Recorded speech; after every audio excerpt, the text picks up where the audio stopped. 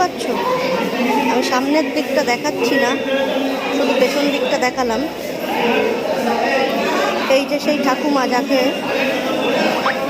প্রায় প্রতিদিনই কিছু না কিছু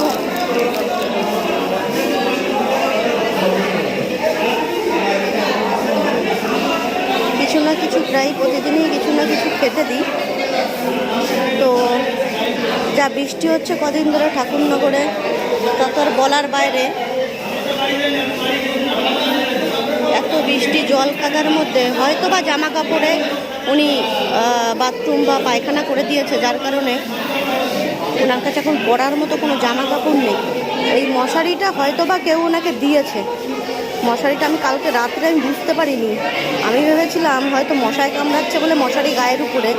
এখন সকালে এসে আমি দেখছি যে ওনার গায়ে কিচ্ছু নেই, এই মশারিটা জড়িয়েই উনি আছে।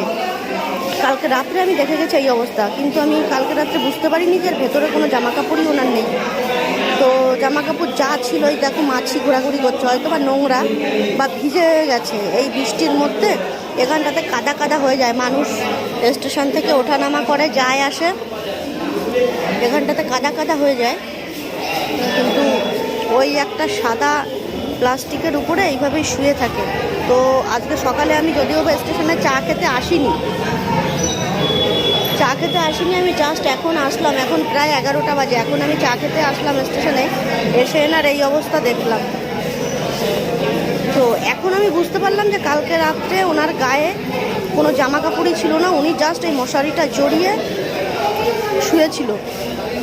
বয়স্ক মানুষ, বৃদ্ধা মানুষ, জামা কাপড় দিয়েছিলাম এনাকে, দেখো অবস্থাটা, ঠিক আছে? তো আমি চা খেয়েছি আর ঠাম্মার জন্য একটা ক্রিম রুটি এনেছি, তো এটাই দিয়ে দেবো এখন। ওটা মাই নাও, রুটি আছে, হ্যাঁ রুটি, হ্যাঁ ক্রিম রুটি খেয়ে নিও, ঠিক আছে?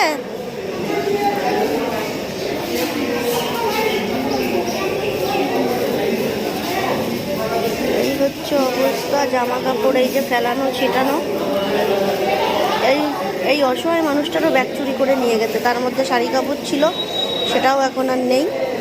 এখন এই বৃষ্টির মধ্যে এরকম মশারি গায়ে দিয়ে বসে আছে, ঠিক আছে?